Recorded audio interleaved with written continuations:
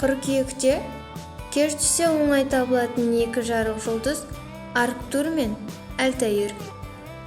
Арктур солтүстік аспандағы ең жарық жұлдыз. Тоқсар алыптың бұл мәртебесі бізге біршама жақын. Күннен 37 жарық жылында болуымен байланысты. Қараңғы түсісімен жеті қарақшының сабынан солға қарай доға сызсақ, сиыршы шоқ жұлдызынан Арктурды табамыз. Ал доғаны одан әрі созсақ, ол бикештің ең жарық жұлдызы Спикаға нұсқайды. Спика екі көгілдір алыптан тұратын қосар жұлдыз.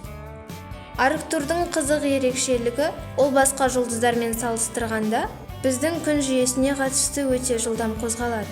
Жұлдыз қозғалысының ашылуы астрономиядағы үлкен оқиға болды. Бұрын жұлдыздардың орны тұрақты және өзгермейді деп есептелетін. Эдмунд Галлей ашқан жаңалықтан соң жұлдыздар тәуелсіз нысан ретінде қозғалатыны жайлы түсінік қалыптаса бастады. Тоқсары Арктурды тапқан соң Альтаирды іздеу үшін оңтүстік шығысқа бұрылыңыз. 2021 қыркүйегінде ол Сатурннан 2 есе биік.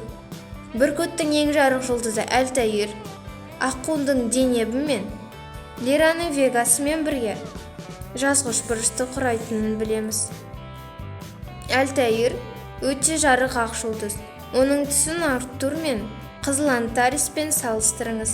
Небәрі 17 жарық жылындағы Альтаир күн жүйесіне ең жақын жұлдыздың бірі.